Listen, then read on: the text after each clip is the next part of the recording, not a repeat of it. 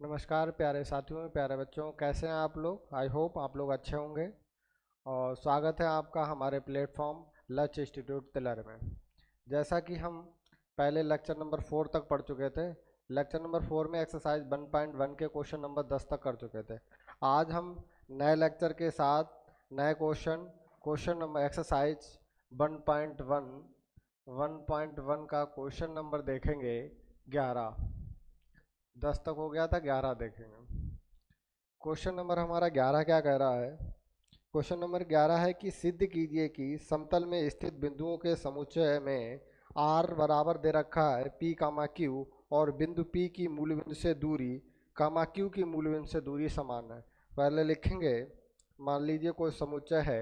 समुच्चय माना मैंने ए कोई समुच्चय है और वो क्या दे रखा है, किसी समतल में स्थित किसी किसी समतल में किसी समतल में किसी समतल में स्थित किसी समतल में स्थित बिंदुओं का समुच्चय है। ठीक, क्या है? बिंदुओं का समुच्चय। बिंदुओं का समुच्चय बिंदुओं का समुच्चय। ठीक है, और मुझे बिंदुओं का समुच्चय है और मुझे एक रिलेशन दे रखा है आर। आर क्या दे रखा है? पी कामा क्यू। पी की मूल बिंदु से दूरी और क्यू की मूल बिंदु से दूरी समान है। तो मुझे प्रूव क्या करना है कि तुल्यता संबंध है। तो क्या प्रूव करना? तुल्यता संबंध के लिए मुझे स्वतुल्य है, सममित, स्वतुल्य, सममित और संक्रामक तीनों सिद्ध करने पड़ेंगे, तभी हमारा जो है तुल्यता होगा। तो इसके लिए हमारा जो रिलेशन दे रखा है आर बराबर क्या दे रखा है, आर बराबर है पी कामा क्यू। ये ऑर्डर्ड पेयर दे रखा है और क्या दे रखा है, बिंदु बिंदु बिंदु पी क्या दे रखा है, बिंदु पी की मूल बिंदु से दूरी, बिंदु पी की मूल बिंदु से बिंदु पी की मूल बिंदु से दूरी कामा बिंदु क्यू की कामा बिंदु बिंदु क्यू की मूल बिंदु से दूरी मूल बिंदु मूल बिंदु से दूरी से दूरी से दूरी के समान है। क्या देखा? के समान है, के समान है। ठीक है, ये दे रखा है। और तुल्यता संबंध मुझे प्रूव करना है। तुल्यता संबंध के लिए सबसे पहले हम ये सिद्ध करना है मुझे। सॉल्यूशन इसका देखेंगे, क्या सॉल्यूशन है। सबसे पहले इसको हम स्वतुल्य सिद्ध करेंगे। तो लिखेंगे स्वतुल्य के लिए, स्वतुल्य के लिए। और स्वतुल्य के लिए हमने क्या बताया था? स्वतुल्य के लिए बताया था खुद का खुद से संबंध। क्या बताया था? खुद का खुद से संबंध। इसका मतलब क्या है? देखो, हमारा दे रखा बिंदु P।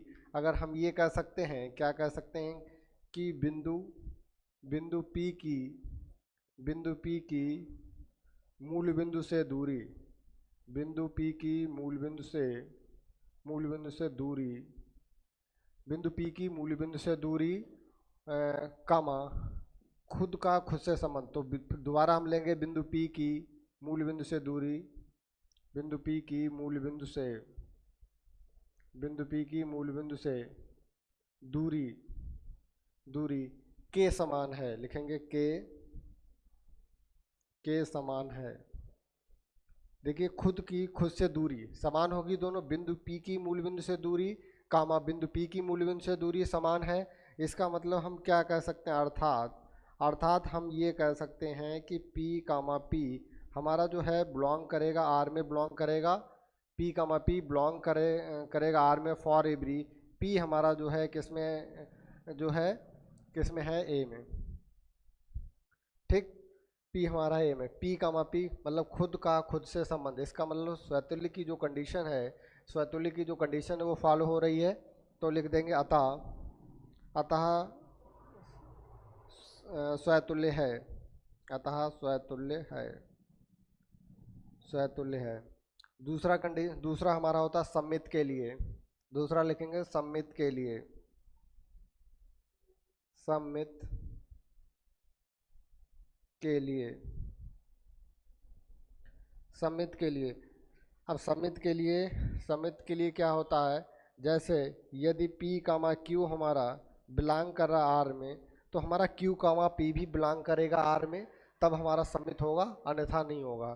तो P कामा Q हमारा बिलोंग कर रहा R में, तो दे रखा है, क्या दे रखा है, बिंदु बिंदु बिंदु P की बिंदु P की मूल बिंदु से दूरी, बिंदु P की मूल बिंदु से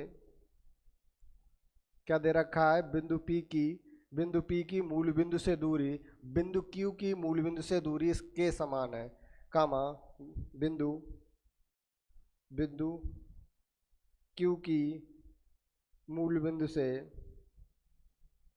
बिंदु Q की मूल बिंदु से दूरी के समान है। क्या दे रखा है, के समान है, के समान है, के समान। अब देखिए इसमें देखेंगे क्या दे रखा है, बिंदु P की मूल बिंदु से दूरी कामा बिंदु Q की मूल बिंदु से दूरी, क्या दे रखा है, के समान है। तो इसी स्टेटमेंट को हम अगर ये भी कह सकते हैं कि बिंदु Q की मूल बिंदु से दूरी कामा बिंदु P की मूल बिंदु से दूरी के समान है। चाहे हम P को पहले बोल दें या मतलब P को पहले बोल दें, Q को बाद में बोलें, या Q को पहले बोल दें कि ये बोल सकते हैं बिंदु Q की मूल बिंदु से दूरी बिंदु P की मूल बिंदु की दूरी के समान है। तो इसको हम ये भी बोल सकते हैं, क्या बोल सकते हैं, बिंदु Q की मूल बिंदु से दूरी बिंदु P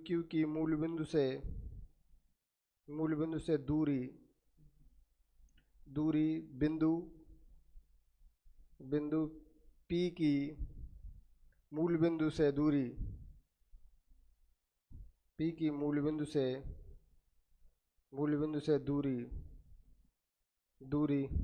के समान है। अगर हम इसको ये बोल सकते हैं तो हम कह सकते हैं, देखिए यहाँ पे P पहले था तो P की मूल बिंदु से दूरी Q की मूल बिंदु से तो इसका मतलब हम कह सकते हैं हमारा Q कामा P हमारा क्या है, बिलोंग कर रहा है R में। यदि P कामा Q हमारा R में बिलोंग कर रहा है, Q कामा P यदि अगर उसका उल्टा Q कामा P भी हमारा R में बिलोंग कर रहा है, तो हम कह सकते हैं कि ये जो संबंध है हमारा सममित संबंध है। तो यहाँ पे लिख लेंगे अतः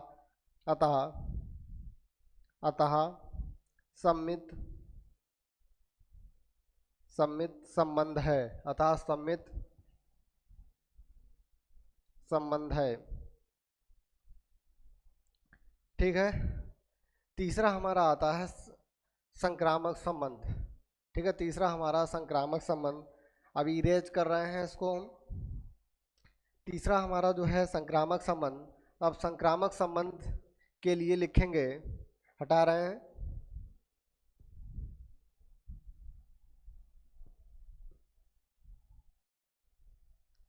तीसरा हम लिखेंगे संक्रामक संबंध के लिए, संक्रामक संबंध के लिए।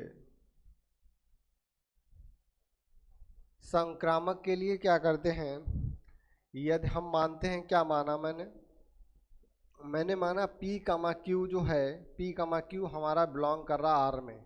क्या मैंने माना P कामा Q बिलोंग कर रहा है, इसमें दो लेने पड़ेंगे। दूसरा मैंने क्या ले लिया, दूसरा मैंने लिया Q कामा S बिलोंग कर रहा R में। हमने Q R इसलिए नहीं लिया क्योंकि ये हमें रिलेशन R दे रखा है, इसलिए हमने इसका जो है Q कामा S ले लिया यहाँ पे। तो इसके अनुसार क्या हो जाएगा, इसके अनुसार क्या हो जाएगा, बिंदु P की, इसके अनुसार हो जाएगा बिंदु P की मूल बिंदु से दूरी, बिंदु P की मूल बिंदु से दूरी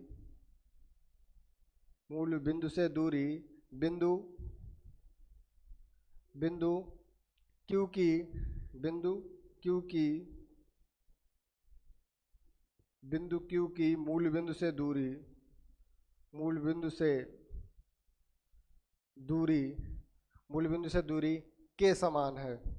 के समान है,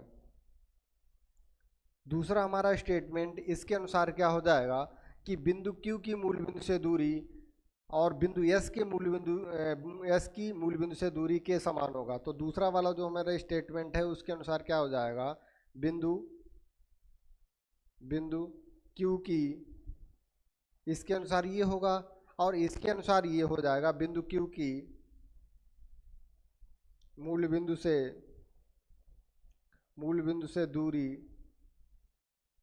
मूल बिंदु से दूरी, बिंदु Q के बिंदु Q की मूल बिंदु से दूरी, बिंदु S की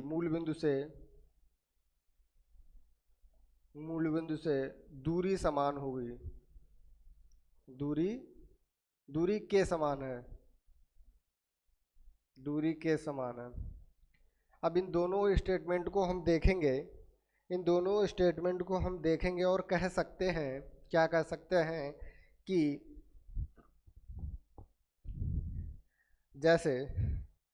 जैसे हमारे पास कोई बिंदु है, ये बिंदु है और इस बिंदु की P की मूल बिंदु से दूरी, बिंदु तो यहाँ पे जैसे एक बिंदु मैंने ले लिया P, ठीक, दूसरा हमारा बिंदु हमने क्या ले लिया, Q ले लिया, बिंदु Q ले लिया। इन दोनों मूल बिंदु के से दूरी, मूल बिंदु हमने क्या मान लिया, O, ठीक। देखेंगे इसको क्या कह रहा है, बिंदु P की मूल बिंदु से दूरी, तो हमने ये हमारा मूल बिंदु है और बिंदु P की मूल बिंदु से दूरी मान लो मैंने R मान ली, बिंदु P की मूल बिंदु से मैंने दूरी कितनी, R मान ली। इसका मतलब क्या कह रहा है, दूसरा कह रहा है से दूरी बिंदु Q की मूल बिंदु से दूरी के समान है। इसका मतलब जो Q की बिंदु की दूरी है वो P के मूल बिंदु की दूरी के समान है, तो इसका मतलब ये भी R हो गया। तीसरा हमने क्या कह रहा है, बिंदु Q की मूल बिंदु से दूरी, बिंदु मैंने तीसरा कोई बिंदु मान लिया, यहाँ पे सपोज दैट मान लिया यस, यहाँ पे बिंदु यस मान लिया। अब इसमें कह रहा है यस क्या कह रहा है, बिंदु Q की मूल बिंदु से दूरी, मतलब जो बिंदु Q की मूल बिंदु से दूरी है वही हमारी जो है S की है। इसका मतलब ये क्या है, बिंदु P Q R तीनों की मूल बिंदु से दूरी समान है। तो अगर हम इसको चाहें तो ये भी कह सकते हैं कि बिंदु P की मूल बिंदु से दूरी बिंदु Q की मूल बिंदु की दूरी के समान है, क्योंकि तीनों की दूरी OP बराबर OQ बराबर OS, ठीक, OP बराबर OQ बराबर OS, क्यों तीनों की दूरियां आपस में क्या है, ये बराबर हमारी। तो इस स्टेटमेंट को देख के, हम दोनों स्टेटमेंट को देख के क्या कर सकते हैं, अतः हम कह सकते हैं, अतः हम कह सकते हैं, अतः हम कह सकते हैं बिंदु P की मूल बिंदु से दूरी, बिंदु P की मूल बिंदु से दूरी,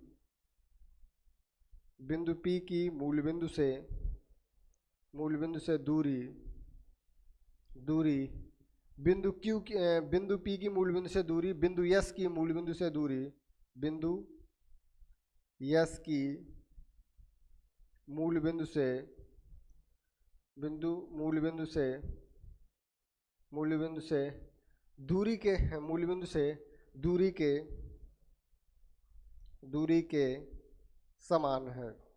दूरी के समान है। अर्थात हम ये कह सकते हैं, क्या कह सकते हैं, हमारा जो P कामा, हमारा जो Q कामा है, बिंदु P कामा जो हमारा यस है वो हमारा किस में बिलोंग करेगा, R में। अब देखिए संक्रामक संबंध हमारा यही कहलाता है, क्या कहलाता है, यदि कोई बिंदु P कामा Q अगर R में है और Q कामा यस हमारा R में है, तो हमारा जो P कामा यस जो है वो R में होना चाहिए। अब देखिए हमें क्या मिल गया, P कामा यस हमारा R में, अतः हमारा संक्रामक संबंध होगा, अतः संक्रामक संबंध, ठीक, अतः संक्रामक संबंध होगा। हमारे पास ये जो स्वतुल्य संबंध, इसमें जो संबंध R हमारा आया है वो स्वतुल्य संबंध भी है, उसमें संक्रामक संबंध भी है और सम्मित संबंध भी। तो इसका मतलब हम कह सकते हैं जो हमारा संबंध R है वो तुल्यता संबंध रखता है। तो हम यहाँ से कह सकते हैं हमारा अतः संबंध R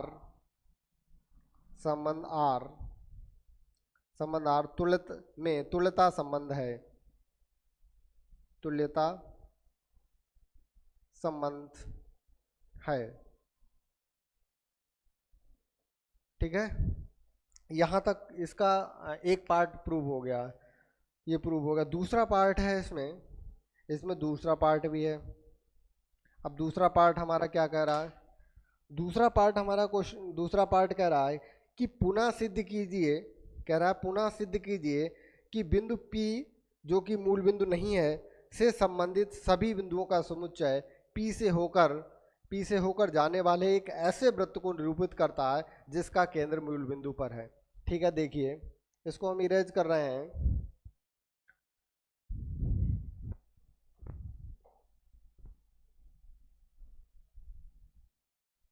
अब देखिए, जैसे वृत्त से होकर जाता तो मतलब एक हम वृत्त खींच लेते हैं। ठीक, ये वृत्त खींच लिया मैंने, ये वृत्त का हमने बिंदु O मान लिया, उसके जो है 0,0 मूल बिंदु है। और कह रहा है कि P ऐसा बिंदु है जो मूल बिंदु पर ना हो, तो इसका मतलब मैंने यहाँ पे P मान लिया, यहाँ पे P मान लिया। इसी वृत्त की परिधि पर कोई भी बिंदु मान लो, कोई भी बिंदु मान लो, ये P हो गया, ये Q हो गया, ये R हो गया, ये S हो गया, तो इसका मतलब इन दूरी की सभी की दूरी समान होगी, सभी की दूरी समान होगी वृत्त की परिधि तक। तो यही क्वेश्चन में कह रहा है हमको ये प्रूव करना है कि ये तुल्यता संबंध के लिए क्या, पहले स्वतुल्य के लिए खुद से संबंध। अब देखिए R तो OP बराबर OP तुल्यता संबंध के लिए, स्वतुल्य के लिए क्या हो जाएगा, OP बराबर OP, मतलब क्या है P हमारा बिलोंग करेगा R में। इसी तरह से जैसे हमने इसमें क्वेश्चन में पहले पार्ट में प्रूव कराया था, इसी तरह सेम इसको करना है सेकंड पार्ट में, इसको प्रूव करना सेम ऐसे ही लिखना है। तो ये तुम्हारा जो सेकंड पार्ट है हमारा, ये है होमवर्क में, बिल्कुल सेम है आपका, और बिल्कुल फर्स्ट पार्ट को देखते हुए आप करेंगे, कोई समस्या नहीं होगी। आई होप इसमें कोई समस्या नहीं होगी आपको, ये आपका रहेगा होमवर्क में। ठीक है, स्वतुल्य संबंध भी हो जाएगा। इसी तरह हमारा जो है दूसरा हमारा क्या हो जाएगा, सम्मित संबंध भी हो जाएगा। क्यों सम्मित संबंध हो जाएगा, देखिए P कामा Q बिलोंग करेगा R में, तो Q कामा P भी बिलोंग करेगा R में। तीसरा हमारा संक्रामक क्या होता है, P कामा Q यदि R में है तो Q कामा R यदि R में है, भाई P कामा Q और R में है, Q कामा R में है, तो P कामा R भी हमारा R में हो जाएगा। ठीक है, तो ये सेकंड पार्ट अपने घर से करके लाएंगे, होमवर्क में आपके लिए है। अब क्वेश्चन नंबर 12 हम देखते हैं। क्वेश्चन नंबर 12,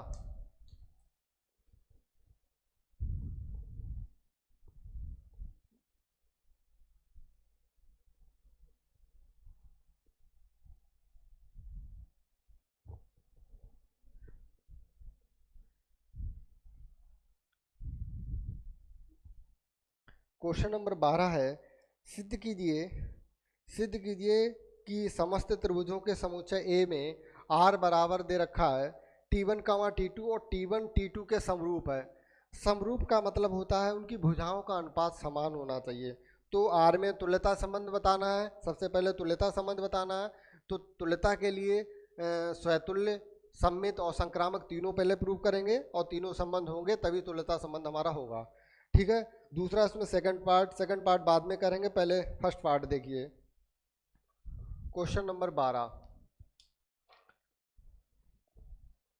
क्वेश्चन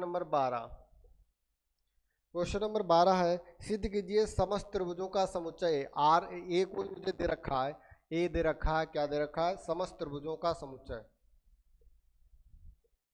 समस्त त्रिभुजों का, A दे रखा है समस्त त्रिभुजों का समुच्चय, A दे रखा है समस्त त्रिभुजों का समुच्चय, और R मुझे इसमें R संबंध दे रखा है, क्या दे रखा है, T1, T2 और सो दैट T1, T2 के समरूप है, T1, T2 के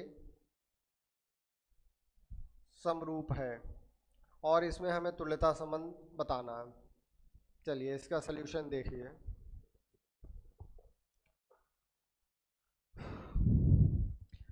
T1, T2 के समरूप है। चलिए सबसे पहले तुल्यता संबंध के लिए तो स्वतुल्य सिद्ध करेंगे। स्वतुल्य के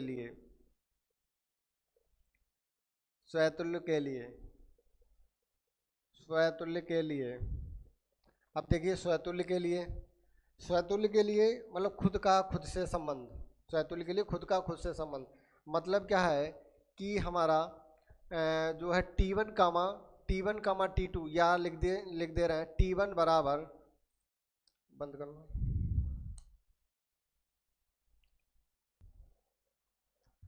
तुल्यता के लिए स्वतुल्य के लिए हम क्या करेंगे कि खुद का खुद से संबंध मतलब क्या है, T1 जो हमारा होगा, जो T1 होगा, T1 हमारा जो होगा स्वतुल्य के लिए, ठीक है, जो हमारा T1 होगा वो T2 के बराबर होगा, ठीक है। क्यों होगा? क्योंकि T1 के बराबर होगा, क्योंकि T1 के समरूप है, T1 के समरूप है, T1 के समरूप है, ठीक है भाई। दोनों खुद के समरूप होगा, T1 के समरूप होगा, मतलब खुद के समरूप होगा। मतलब समरूप का मतलब होता है भुजाओं का अनुपात हमारा बराबर होना चाहिए। यदि ये T1 के समरूप है तो हम अर्थात कह सकते हैं कि जो हमारा T1 बिलोंग करेगा किसमें, R में बिलोंग करेगा। देखिए खुद का खुद से संबंध हो गया, इसका मतलब स्वतुल्य होने की कंडीशन फॉलो हो रही है, तो उसका मतलब जो हमारा संबंध होगा वो स्वतुल्य होगा। लिख देंगे अतः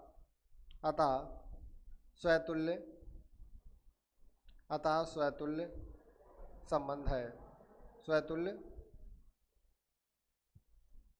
संबंध है। दूसरा हमारा सममित संबंध के लिए, सममित संबंध के लिए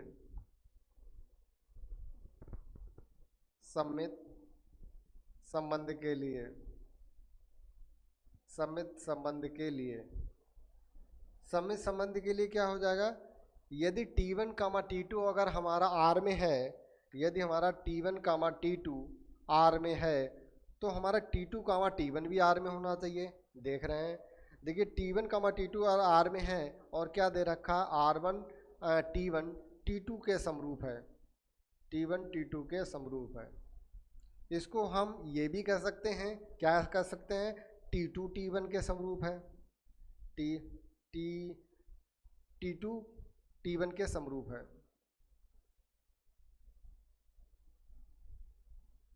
ठीक। चाहे हम कहें T1 T2 के समरूप है या T2 T1 के समरूप है, क्योंकि दोनों हमारे पास समरूप दे रखे हैं त्रिभुज, उनकी भुजाओं का अनुपात बराबर ही होगा, चाहे तो T1 को पहले लिख लें या T2 को ये लिख लें पहले, ठीक है। तो यहाँ से हम कह सकते हैं कि हमारा T2 जो है वो T1 में बिलोंग कर रहा है, T2 कामा T1 बिलोंग कर रहा है R में। अब देखिए T1 कामा T2 हमारा R में है, और इससे हमारा क्या आ गया, T2 कामा T1 भी R में, मतलब इसका उल्टा, ठीक है। T1 अगर T2 है R में, तो T2 कामा T1 भी R में होना चाहिए। यही हमारी सम्मित होने की कंडीशन होती है। तो यहाँ पे लिखेंगे अतः हमारा जो संबंध R है वो सम्मित है, सम्मित संबंध, अतः सम्मित संबंध है, सम्मित संबंध है। तीसरा हमारा संक्रामक संबंध है। अब संक्रामक के लिए देखिए, संक्रामक संबंध के लिए, संक्रामक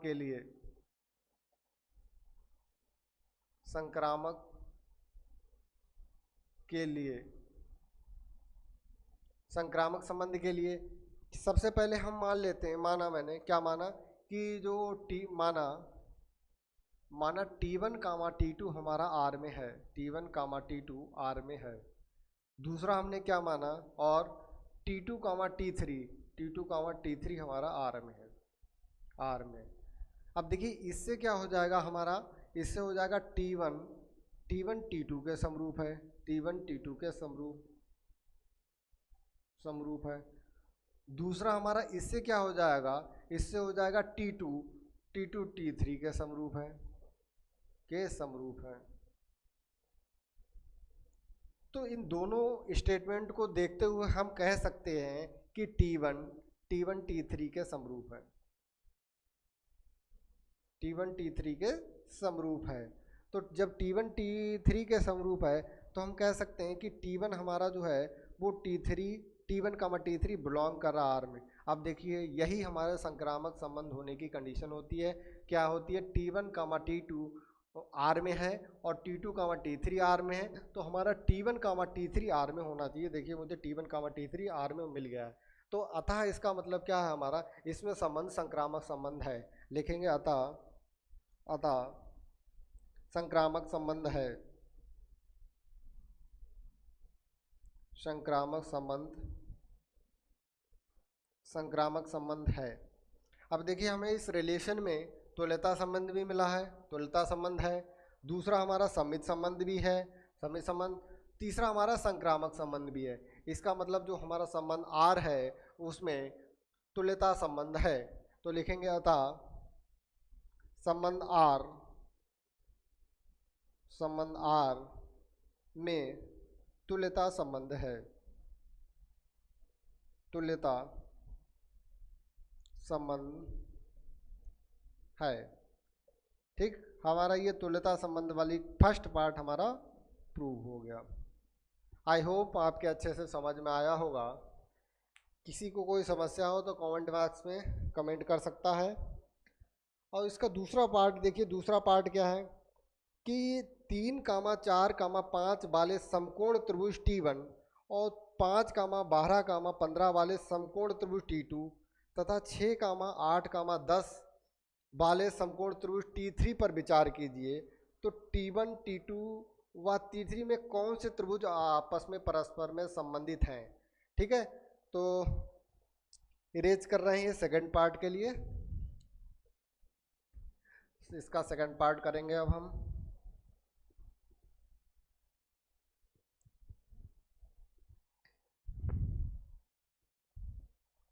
सेकंड पार्ट में कह रहा है, सेकंड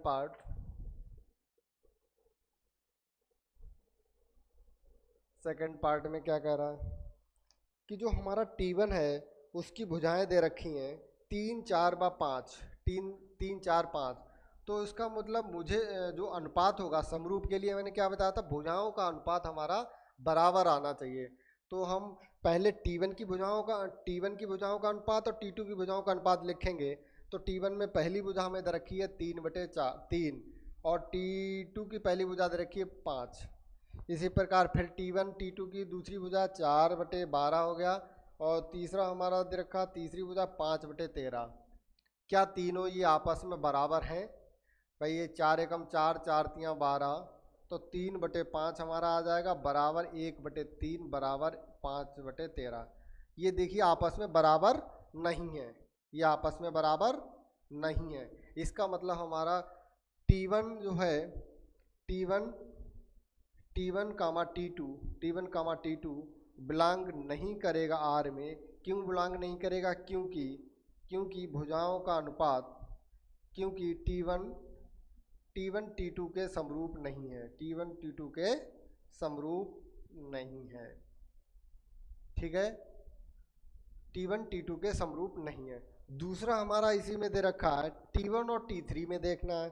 तो T1 की पहली भुजा 3 है और T3 की पहली भुजा हमारी कितनी है? 6।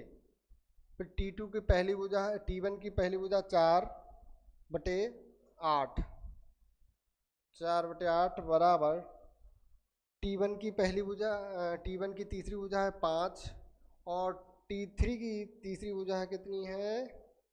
10। ठीक, अब इसमें देखेंगे भुजाओं का अनुपात। 3 एकम 3, 3 दूनी 6, 4 एकम 4, 4 दूनी 8, 5 एकम 5, 5 दूनी 10। इसका मतलब क्या आ गया हमारा? 1/2 बराबर 1/2 बराबर 1/2, ये आ गया हमारा। इसका मतलब क्या है कि T1 जो है और T3 हमारा बिलोंग करेगा R में। क्यों बिलोंग करेगा R में? क्योंकि हमारा T1 T3 के समरूप है, T1 T3 के समरूप है। ठीक, यही आपका उत्तर हो गया। ठीक, ये सेकंड पार्ट आपका कंप्लीट हुआ। आई होप आपके अच्छे से समझ में आया होगा। इसके बाद क्वेश्चन नंबर हम 13 करेंगे, इरेज कर रहे हैं हम। क्वेश्चन नंबर 13 हटा रहे हैं, ठीक है।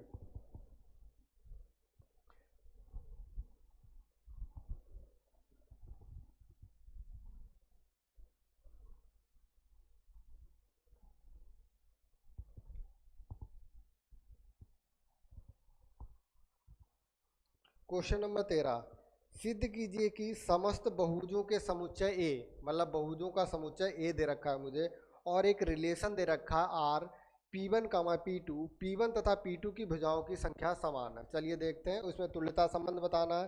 तो क्वेश्चन नंबर 13,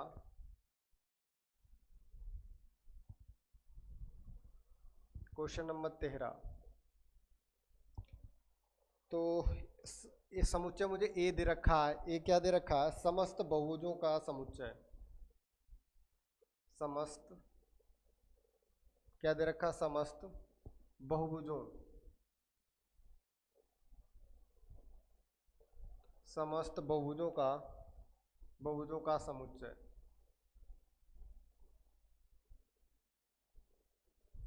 ठीक, ये समुच्चय मुझे दे रखा है। इसके बाद क्या दे रखा है? एक रिलेशन आर दे रखा है। रिलेशन आर दे रखा है। आर बराबर क्या दे रखा है कि P1 कामा P2, P1 कामा P2, P1 कामा P2 और P1 तथा P2, P1 तथा P2 की भुजाओं की संख्या की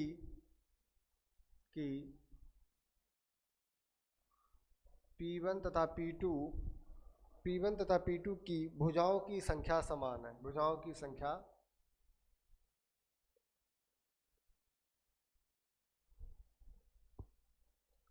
संख्या समान है। ठीक है, चलिए इसमें तुल्यता संबंध पहले बताना है। इसमें भी हमारा सेकंड पार्ट दे रखा है। तो सबसे पहले तुल्यता संबंध बताना है। तुल्यता संबंध के लिए वही स्वतुल्य होने की कंडीशन, सममित होने की कंडीशन और संक्रामक होने की कंडीशन। तो सबसे पहले देखेंगे हल स्वतुल्य संबंध के लिए। स्वतुल्य संबंध के लिए, स्वतुल्य संबंध के लिए स्वतुल्य संबंध के लिए मतलब खुद का खुद से संबंध। हम कह सकते हैं कि P1 बराबर P2, P1 बराबर P2, क्योंकि भुजाओं की संख्या समान है। इसमें लिख देंगे भाई खुद भुजाओं, इसमें जितनी भी भुजाएं होंगी समान होंगी। भुजाओं की संख्या समान है। जब अगर भुजाओं की संख्या अगर समान है, इसका मतलब क्या है? हमारा जो P1 P2 है, वो P1 कामा P2 है, P1 कामा P1 जो है R में बिलोंग करेगा। खुद का खुद से संबंध आ गया। इसका मतलब हमारा जो स्वतुल्य होने की कंडीशन को फॉलो कर रहा है, अतः हमारा संबंध जो है स्वतुल्य संबंध होगा। अतः स्वतुल्य संबंध होगा। स्वतुल्य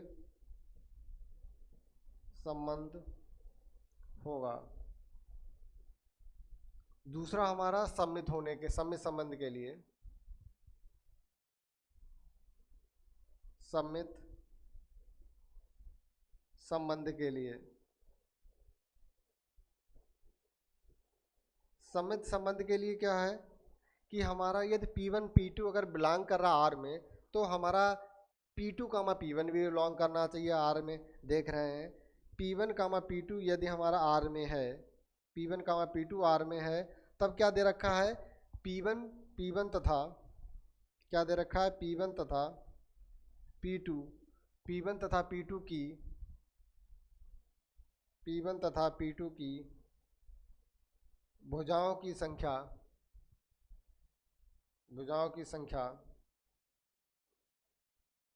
समान है। ठीक, इसको हम ये भी कह सकते हैं भाई P1 तथा P2 की भुजाओं की संख्या समान है, तो हम इसको ये भी बोल सकते हैं कि P2 तथा P1 की भुजाओं की संख्या समान है। इसको हम क्या कह सकते हैं? P2 तथा P1 की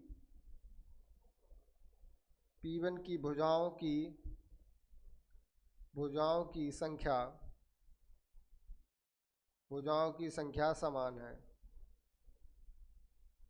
P1 तथा P2 की भुजाओं की P2 तथा, इसको देख के हम क्या कर सकते हैं, अर्थात P2 कामा P1 हमारा R में है। अब देखिए P1 कामा P2 हमारा R में है और P2 कामा P1 भी R में, इसका मतलब हमारा सममित संबंध है। तो लिखेंगे अतः सममित संबंध है, अतः सममित संबंध है। सममित संबंध होगा, कुछ भी लिख दे, है या होगा। तीसरा हमारा संक्रामक संबंध के लिए, संक्रामक संबंध के लिए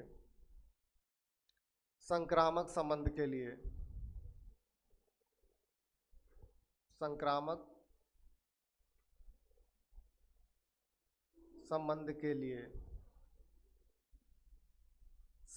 संबंध के लिए क्या है, हम दो मान लेते हैं। जैसे माना मैंने, क्या माना P1 कामा P2 हमारा R में है और P2 कामा P3 हमारा R में है। ठीक, P1 कामा P2 हमारा R में है और P2 कामा P3 R में है। इसको हम, इस कंडीशन से हम क्या कह सकते हैं, P1 बा P2 की भुजाओं की संख्या समान है, की भुजाओं की संख्या समान है। ठीक, यहां से हम क्या कह सकते हैं कि P2 व P3 में भुजाओं की संख्या समान है। P2 व P3 की भुजाओं की संख्या समान है। ठीक, अब इन दोनों स्टेटमेंट को देख के हम कह सकते हैं कि हमारा जो P1 बा P3 में भुजाओं की संख्या समान है। भुजाओं की संख्या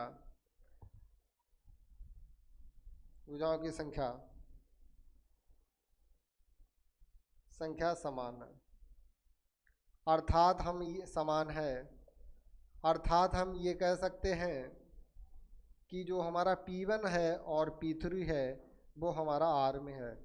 अब देखिए संक्रामक होने की कंडीशन को ये फॉलो कर रहा है। संक्रामक में यही होता है कि यदि P1 कामा P2 यदि R में है हमारा और P2 कामा P3 हमारा R में है, तो P1 कामा P3 हमारा R में होना चाहिए। तो अतः संक्रामक संबंध होगा, अतः संक्रामक संबंध होगा। अब देखिए, अब इसमें क्या है, देखिए हमारा स्वतुल्य भी आ गया है, सममित भी आ गया है और संक्रामक आ गया, तीनों हमारे आ गए। इसका मतलब ये जो हमारा संबंध R है उसमें तुल्यता संबंध है। ठीक, अतः संबंध R में तुल्यता संबंध है, तुल्यता संबंध है। ये हमारा प्रूव हो गया। ठीक है, इसका दूसरा पार्ट है। दूसरा पार्ट क्या कह रहा है कि 3, 4, 5 लंबाई की भुजाओं वाले समकोण त्रिभुज से संबंधित समुच्चय ए के सभी अवयवों का समुच्चय लिखिए। तो सेकंड पार्ट में कुछ है ही नहीं, सेकंड पार्ट ये इरेज कर रहे हैं। इसका सेकंड पार्ट देखिए, इसका जो सेकंड पार्ट है हमारा,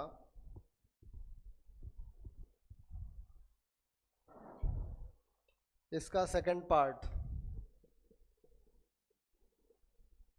पार्ट को डायरेक्ट लिख दीजिए, बता रहे हैं, क्योंकि इसमें कुछ है ही नहीं। जो हमारा क्या पूछ रहा है कि 3, 4 तथा 5 लंबाई की भुजाओं वाले समकोण त्रिभुज से संबंधित समुच्चय ए के, तो समुच्चय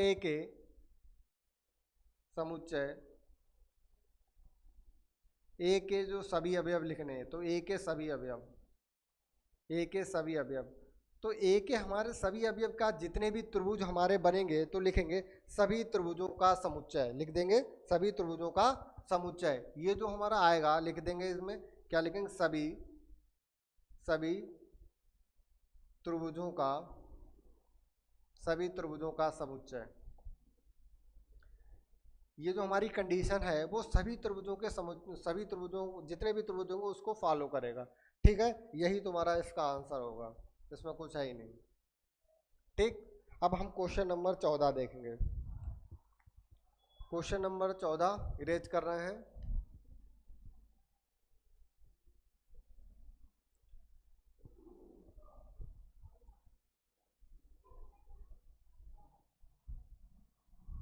क्वेश्चन नंबर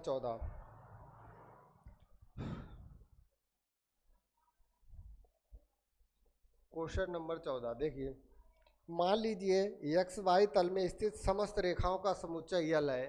तो यल हमारा दे रखा है, क्या दे रखा है, एक्स वाई, यल हमारा दे रखा है एक्स वाई तल में स्थित, एक्स वाई तल में स्थित रेखाओं का समुच्चय,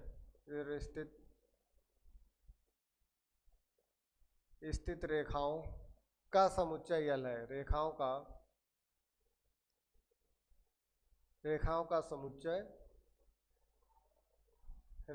समुच्चय यल है।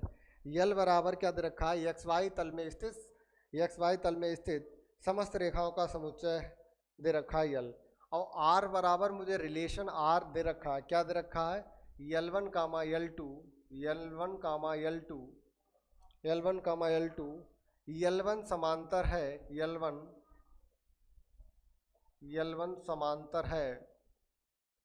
L1 समांतर है L2 के, अब ये सबसे पहले ये तुल्यता संबंध को इसमें तुल्यता संबंध दिखाना है। तुल्यता के लिए वही सबसे पहले स्वतुल्य होने की कंडीशन, सममित होने की कंडीशन और संक्रामक होने की कंडीशन। तो स्वतुल्य संबंध के लिए लिखेंगे स्वतुल्य संबंध के लिए,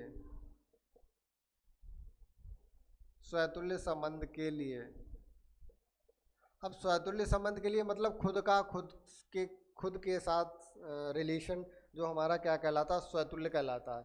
खुद के साथ मतलब क्या है कि हमारा कोई भी रेखा L1 है, तो खुद अपनी, जैसे कोई रेखा हमारी L1 है तो वो दूसरी रेखा हमारे मतलब सेम L1 है, तो दोनों खुद के समांतर तो होगी। तो इसमें लिखेंगे L1 कामा L1 हमारा जो बिलोंग करेगा R में, अतः हमारा क्या हो जाएगा, स्वतुल्य संबंध होगा। अतः स्वतुल्य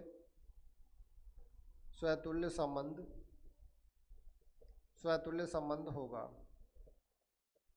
दूसरा हमारा सममित संबंध के लिए, सममित संबंध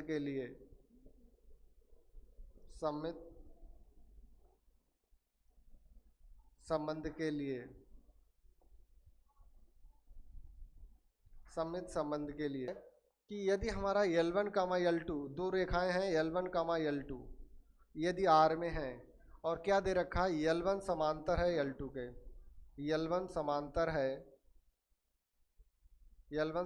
है L2 के।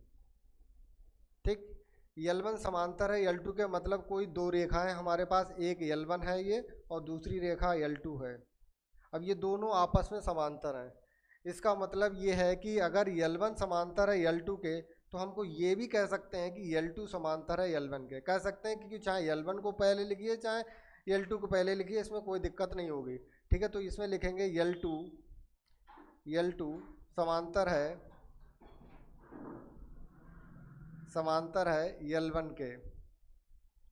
यदि L2 समांतर है L1 के तो हम कह सकते हैं, या अर्थात इसको हम इस तरह से लिख सकते हैं कि L2 हमारा जो होगा वो L2 कामा L1 बिलोंग करेगा R में।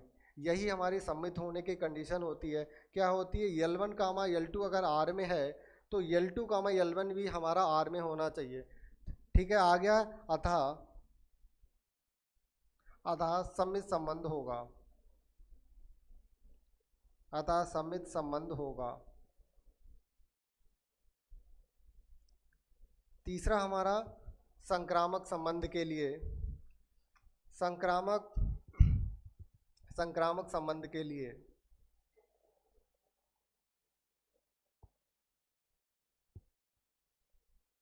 संक्रामक संबंध के लिए इसमें हम क्या मान ले रहे हैं, माना मैंने L2 का L1 कामा L2, इसमें माना L1 कामा L2 हमारा R में है। दूसरा हम ऑर्डर्ड पेयर लेंगे, क्या लेंगे, L2 कामा L3 हमारा R में है। इससे हमारा क्या है, इससे हमारा आएगा कि L1 L2 के समांतर है। क्या आएगा, L1 L2 के समांतर है। दूसरा वाला जो स्टेप, इससे क्या आएगा हमारा, L2 L3 के समांतर है। L2 L3 के समांतर है, समांतर है। अब देखिए एक रेखा हमारी L1 है, एक रेखा हमारी L2 है, और ये तीसरी रेखा हमारी L3 है। अब देखिए L1 L2 के समांतर है और L2 L3 के समांतर है। यहाँ से हम कह सकते हैं कि L1 L3 के समांतर है। ठीक है, L1 L3 के समांतर है, अर्थात L1 कामा L3 हमारा R में बिलोंग करेगा। यही संक्रामक होने की कंडीशन होती है। अतः संक्रामक संबंध होगा, संक्रामक संबंध होगा। अब देखिए जो हमारा संबंध है वो स्वतुल्य संबंध भी आया है, सममित संबंध भी आया और संक्रामक संबंध भी आया। तो हम ये कह सकते हैं कि जो हमारा रिलेशन होगा वो तुल्यता संबंध है उसमें। ठीक है, तो लिखेंगे अतः संबंध R में तुल्यता संबंध होगा, तुल्यता संबंध होगा। ठीक है, यही हमारा प्रूव हो गया। इसका जो सेकंड पार्ट है वो होमवर्क में आपके लिए। ठीक, इसका सेकंड पार्ट है होमवर्क में। ठीक है, आज के लिए इतना ही है। Thank you.